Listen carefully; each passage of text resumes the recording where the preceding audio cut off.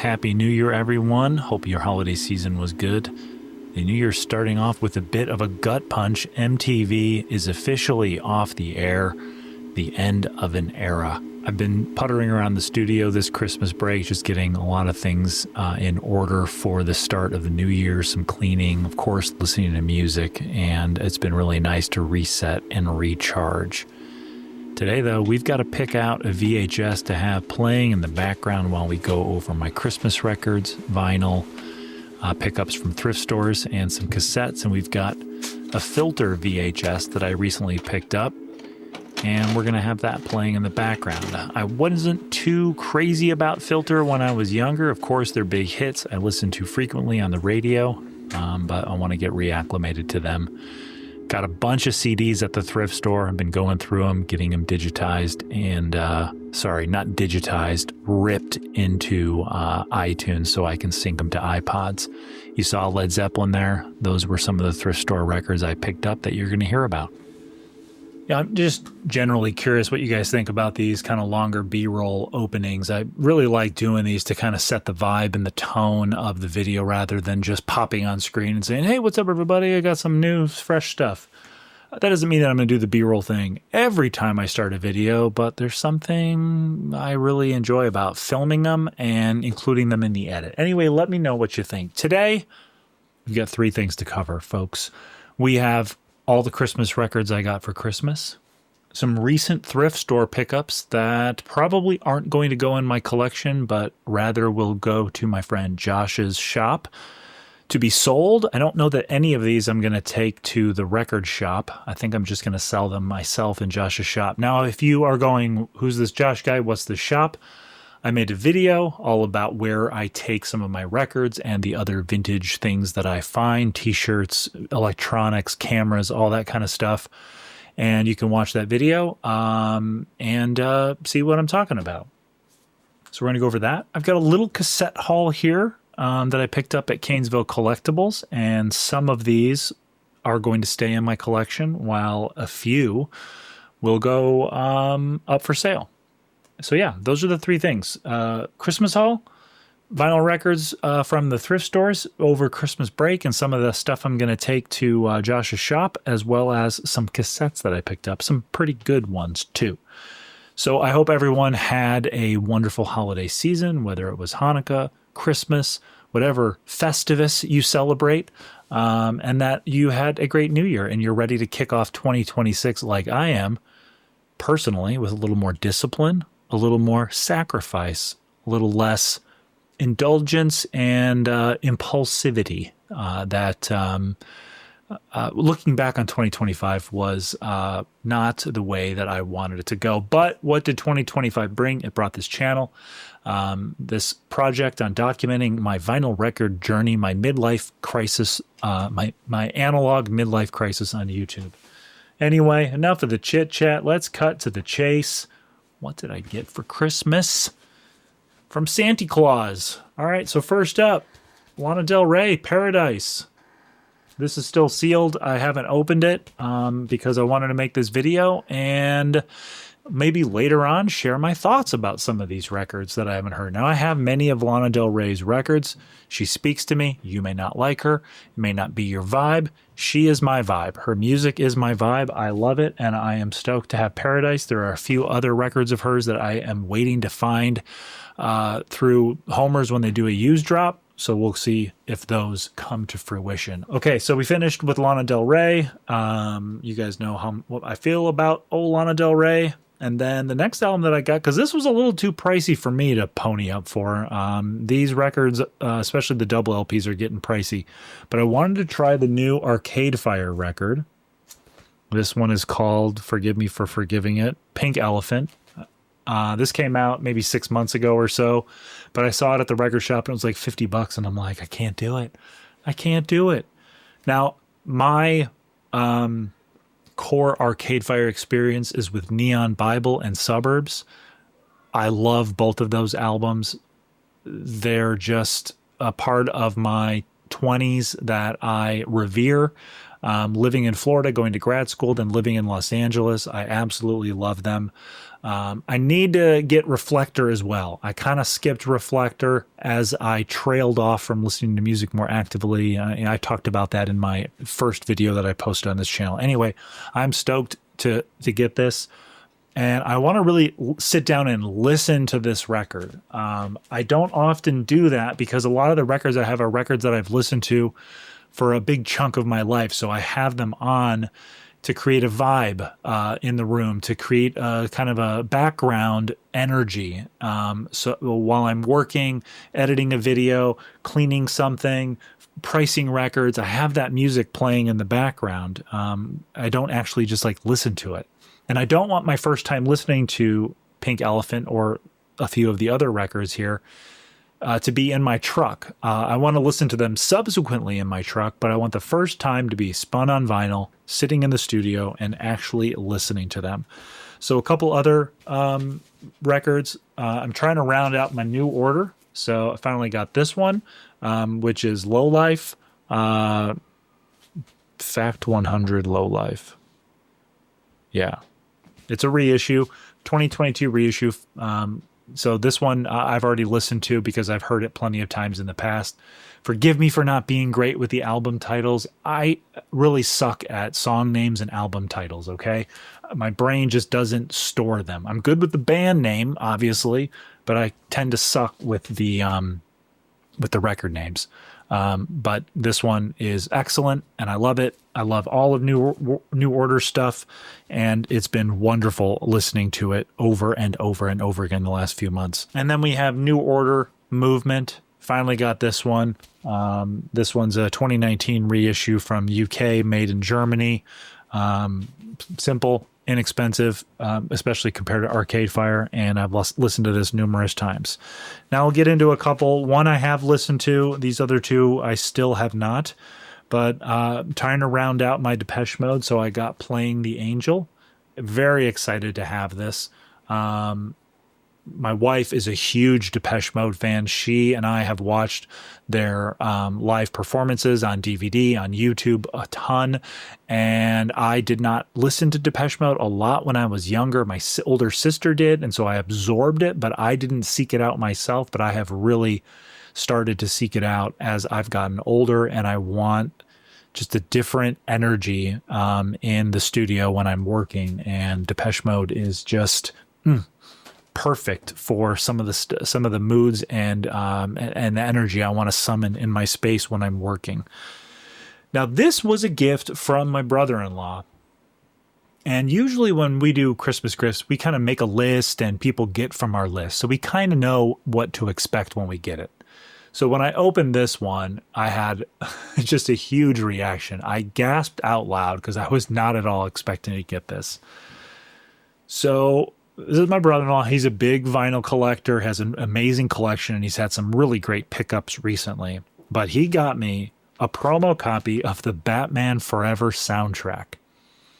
All right, now why is this a big deal? My reaction when I opened this was, first of all, a little confusion. I was like, is this a single? But I saw the Batman Forever logo. I gasped. I looked at him. I was so excited. Probably one of my favorite songs of all time, and then my absolute favorite U2 song is Hold Me, Thrill Me, Kiss Me, Kill Me. I freaking love that song. I love the music video. I love that time span in U2's discography with Zooropa, Pop, Achtung Baby, all of that stuff right there in a row. Not in that order, of course. I grew up going to Six Flags Great America in Chicago, and after the 1989 Batman and Batman Returns, they built the Batman roller coaster there, and it was like the coolest roller coaster experience because you feel like you're in Gotham while you're waiting in line for an hour plus. There's a busted police car. There's a bat cave that you go through. You're in the bat cave when you get onto the roller coaster. They play the music in the background. My dad took me to the theater to see both of those movies when I was a kid. And then Batman Forever, while I have really grown to appreciate it a lot more since it came out when I was a kid. You know, I was disappointed Michael Keaton wasn't there, Tim Burton wasn't in it. But I like the Val Kilmer version. I like Jim Carrey's Riddler, Tommy Lee Jones's Two-Face. But what I loved most was Hold Me, Thrill Me, Kiss Me, Kill Me by U2. And I watched that music video every single time it came on. And when I had a little extra money from mowing lawns, my parents took me to Walmart in town. I lived in a very small town that didn't have like stores with records and tapes and all that stuff. So we had to go into the next town over. And I got the cassette single for Hold Me, Thrill Me, Kiss Me, Kill Me. And I wore that cassette out. I hate to say it. It got lost in the shuffle as I grew up and moved to college and all that kind of stuff. So I lost it. And I've told Kurt about that. He knows it's my favorite song. My wife, who loves U2, enjoys the song. It's not her favorite, but it is my absolute favorite. I've seen U2 live 3 times now, and they've never played it. It's a pretty deep cut. They've only played it a handful of times in the last 10 plus years. But I just think it is so, so good. And my understanding is that it's one of the tracks that got cut from, I believe, from Zooropa. And there's a lot of stuff on Pop that didn't make the cut for Zooropa, so they moved it over to other albums. But this actually has some really good stuff that I didn't know was on the soundtrack. One Time Too Many by PJ Harvey. This has Tell Me Now by Mazzy Star. Smash It Up by The Offspring. There's a Light by Nick Cave. The Riddler by Method Man. The Passenger by Michael Hutchence, and there's Bad Days by Flaming Lips, and especially some, and then a bunch of other songs. This is a 2-disc promo copy. It's got some humidity damage on the sleeve, but the vinyl itself is in beautiful condition. Kurt really what gave a very thoughtful gift, and this is a album that I will cherish forever. And anytime I need to crank Hold Me, Thrill Me, Kiss Me, Kill Me, which I have done already, absolutely blasted it, I'll be able to do that with this record. So hopefully one day I'll get an original copy of the soundtrack, you know, the retail version, not the promo version. And I'll just hopefully find that out in the wild or receive it as a gift or who knows what. But Batman Forever. This is going to be a long video because that was a long explanation. Okay, so the next album. As someone who was late to the shoegaze game, I have been rapidly collecting shoegaze records. Most of them are reissues, although I do have, I think, one original Cocteau Twins record. And then people tell me that Jesus and Mary Chain isn't like primarily shoegaze. I think they get lumped into shoegaze as one of the subgenres for like on Discogs and all that stuff, but they're not entirely shoegaze. But I do have Darklands and what's the other round? I'll tell you, I'm terrible with album names. Their debut album and then their second album. I have both of those in original copies. So this is an album I have never heard, and I've purposely avoided listening to it because everyone says of all the shoegaze records, this is the best one. It's the masterpiece. It's, you know, incredible, all that stuff. I've checked the record store every single time I go in to see if they have it in stock. They never do. So I put it on my Christmas list, figuring that was going to be my next best shot, and my mom ended up getting it for me. I cannot wait to listen to this, and I'm going to sit down and just listen to it and do nothing else. I just want to listen to the record, and that's it. So the record is My Bloody Valentine, Loveless. I literally don't think I've ever heard one note from this. I mean, maybe if one of their songs from this album is on some soundtrack to a movie, I probably wouldn't recognize it if I heard it. But if I could find an original copy of this at some point, I know they're very expensive, that would be incredible. Right now, I'll just settle with the reissue, and I can't wait to listen to it. Shoegaze has meant a lot to me in the last year plus.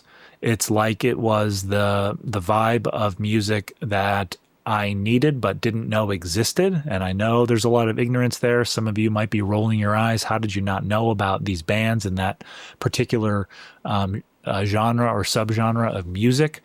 But I was all in on punk, pop punk, grunge, indie rock, all that stuff from the late 80s into the 90s. And I completely overlooked shoegaze The closest I ever got was the Lost in Translation soundtrack with Just Like Honey from Jesus and Mary Chain. But again, a lot of shoegaze purists don't include Jesus and Mary Chain into that genre classification, which I understand. So this is the last thing I got for Christmas as far as the Christmas albums, but we can go through some other stuff that I got just to make this video nice and full. So I have popped into a few thrift stores. I got lucky the other day with some $2 records from Thrift World that I was really surprised to see. The kid that was pricing them, he asked if he could keep one of the records that he wanted to buy after his shift was over. And I was like, yeah, dude, of course. It was Michael Jackson's Thriller. But let's go through some of these. They're not all thrift store selections, but some of the records that I've picked up at thrift stores and decided to move on. I was at Canesville Collectibles, and Tim had a Columbia House copy of Led Zeppelin, and I picked this up for $10. It's in really good shape. Vinyl has a couple scratches on it that don't look like they're going to cause any real playback issues, maybe a little bit of a pop, but this is definitely in good enough condition to sell in my buddy Josh's shop. So nice club copy. Probably going to put this at VG Plus. Jacket did have the original shrink on it, but it was really gross. It was like a thick plastic. It could have been a plastic sleeve from a record collector, but it was dirty and kind of a yucky plastic. So this is in really, really nice shape as far as the jacket goes. This one will probably go for, I'll probably price it at $20 to $25. I know it's a club copy. It goes for about 15-ish on the median value on Discogs. But I think because of condition and desirability, I'll probably go 20-ish bucks on it. And I spent 10, so it'd be nice to at least double my money. This was a thrift store pickup. I actually already have a copy of it, so I kept the better of the two versions. But this is Capitol Jazz Classics, Miles Davis and his orchestra, The Complete Birth of Cool. Excellent Miles Davis record. Not one of the most highly valuable ones or most sought after ones, but a good compilation of some great Miles Davis jazz. And then I have found multiple copies of this record. I think this is the third copy that I picked up, and I have the best of all copies. But Simple Minds, Once Upon a Time, with one of their best songs, Alive and Kicking. That is a song that I will specifically play. I'll put it on the thing, on the record player, go right to that song, and then just crank it. It's a great song. My whole family loves that song, so it's something we all can enjoy. But this will go to Josh's shop and probably be in like the $12 to $16 range for this record. Maybe I might just make it easy and do 15. This is a record that I picked up at a thrift store, Caroline Rose Superstar. I've listened to it 3 or 4 times, just not quite my thing. So I think I'll move this one along. This is from Vinyl Me Please, New West Records, came out in 2020. It's good. It's just not enough to keep it. I'll double check value on Discogs on this, but this will probably go for 15 to 20 bucks at Josh's record shop. All right. So the thrift store, I'm going to just reorder this a little bit. So some of the albums I'm more excited about come closer to the end. Let's go with this. No records that were earth-shattering, nothing that was hundreds of dollars or anything like that, but just some good solid records that people want in their collections that I'll be able to sell for between $10 and $20 each. But we've got Elton John's Goodbye Yellow Brick Road. These are all in really, really nice condition, like VG Plus. So they need to be cleaned. They need some inner sleeves. We'll get all that taken care of. But a nice copy of Elton John's Yellow Brick Road. Not sure on pricing yet. Need to look some of that stuff up, especially with the pressing. And then we've got Wild Cherry. And this has the original hype sticker still in shrink. Need to clean that up a little bit. Original inner sleeve is there. And we've got the yellow Epic label. That's pretty good. And then we got good old Waylon and Willie. I've picked this record numerous times at thrift stores. It's on the black RCA Victor label and VG Plus EX minus, near mint minus condition. Really nice copy of that. And then Jimmy Buffett, Havana Daydreamin'. Another good staple for people's record collections for all those parrot heads out there. It's on the ABC Records orange to purple or yellow to purple label. Again, needs to be clean, but really nice VG Plus condition. Waylon, Are You Ready for the Country? Jacket's got a little bit of storage issues. This looks like it might have been stored flat. I checked the record for any warping, and while there's probably just the slightest bit of warping, there's nothing that's going to affect playback. This is on the beige RCA Victor label. Probably VG on the low side of VG Plus on this one. Super shiny and glossy, but just has a few more noticeable scuffs. And then we've got Maze, Golden Time of Day. This one's not worth a ton, but it's just a cool record, you know, funk, soul, all that fun stuff. Original inner sleeve.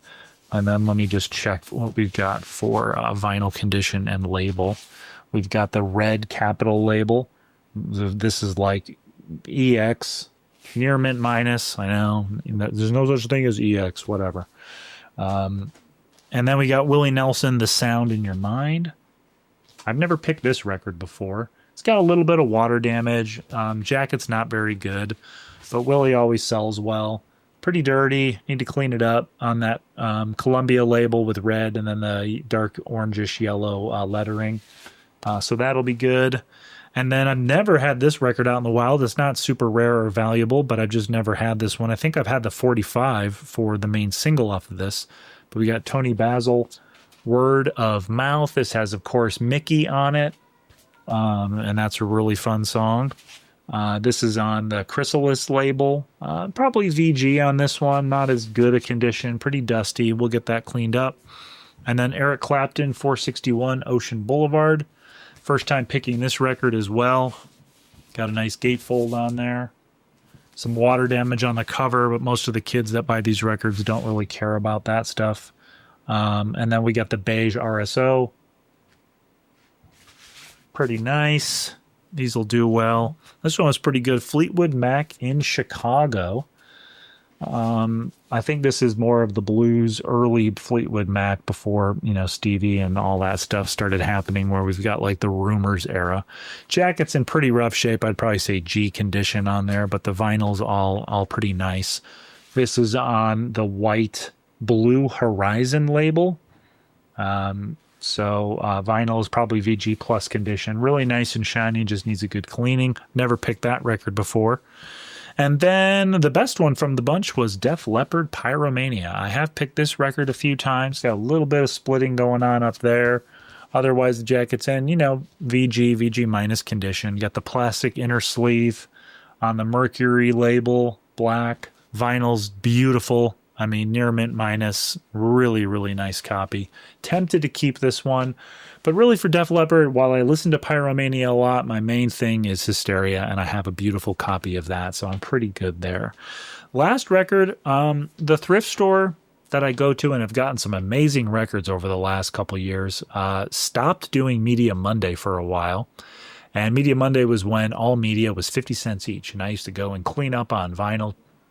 You know, vinyl records that were worth like $5 to $8, you know, living stereo stuff, easy listening, you know, kind of all around jazz stuff, you know, nothing crazy, but you get it for 50 cents, sell it to the record shop for $1 or $2, you're doing pretty well. Well, they stopped Media Monday, but they brought it back. So this Monday I went back and there was a record that I hadn't gotten in the past because it was $2, but now at 50 cents, cool Swedish jazz. You guys, some of you commented in the past, hey, you should have picked that up.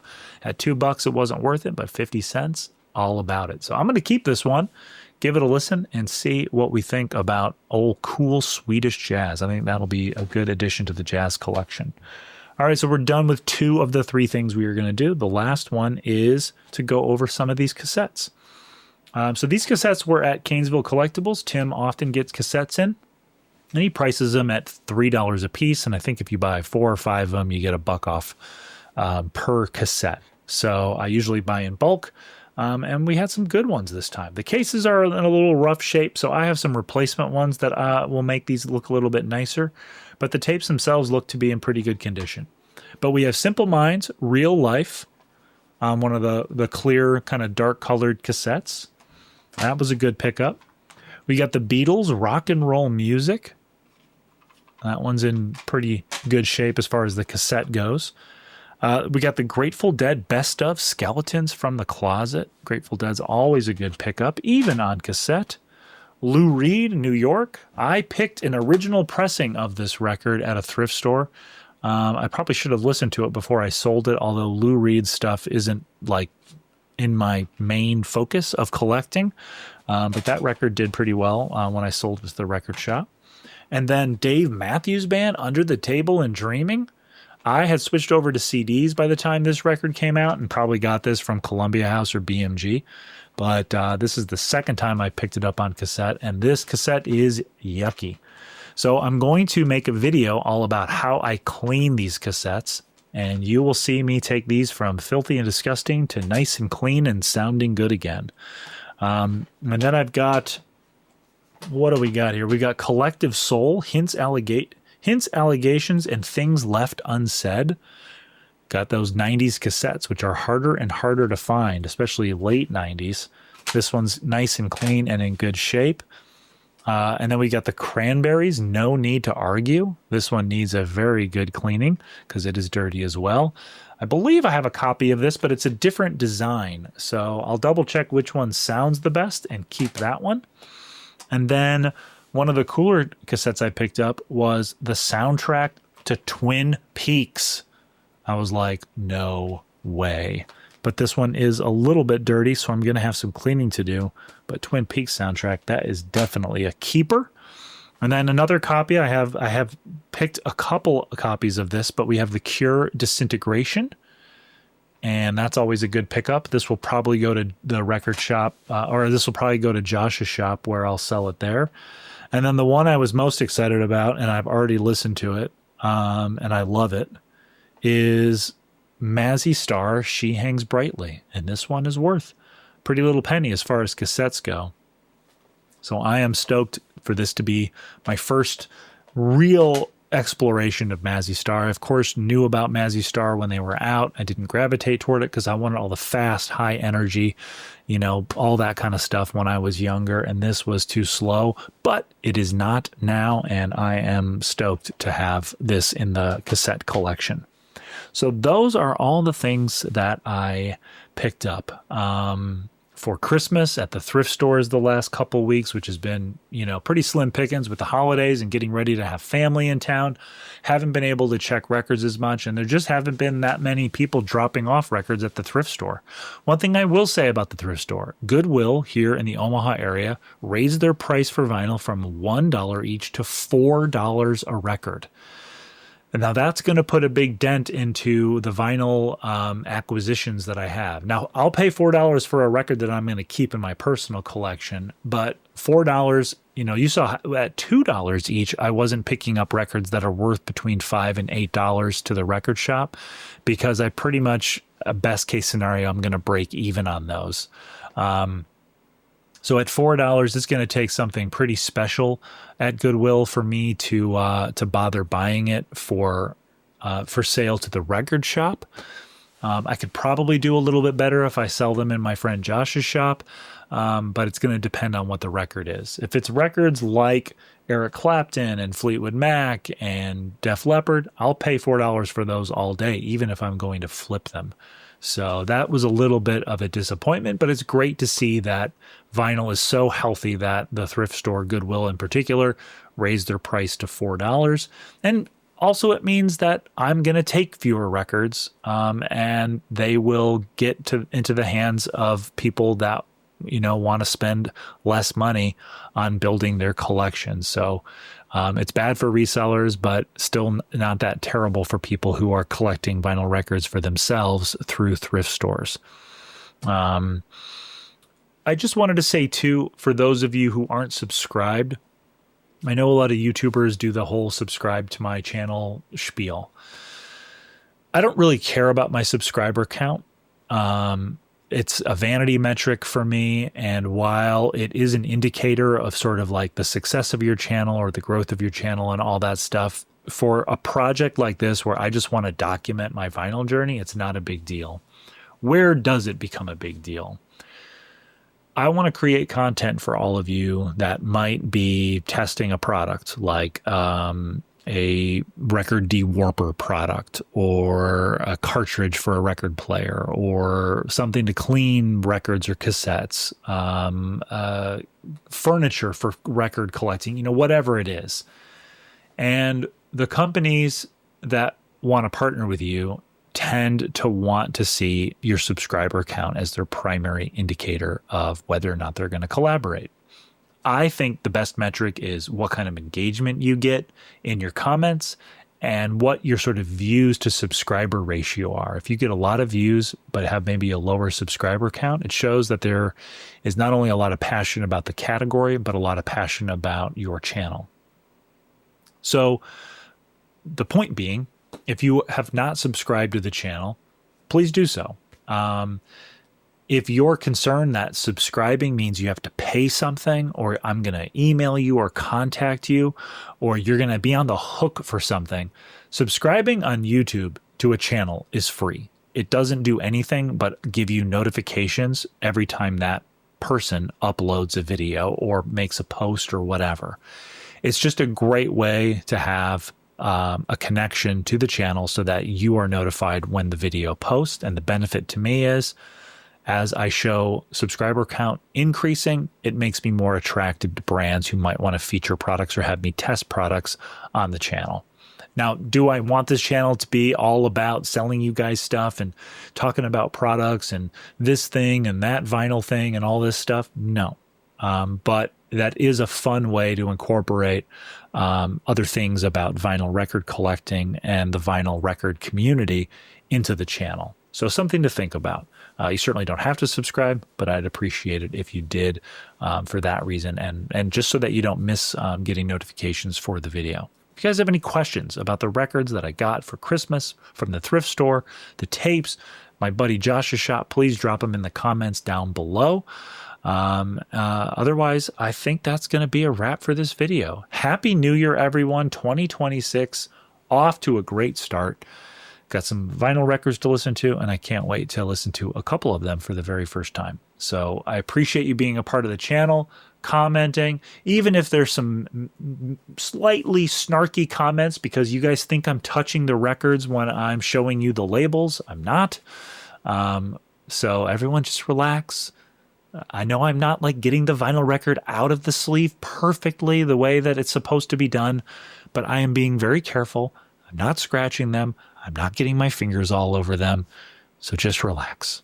And yeah, that's it. So Happy New Year. Hope you all had a great holiday season. And I will see you in the next video.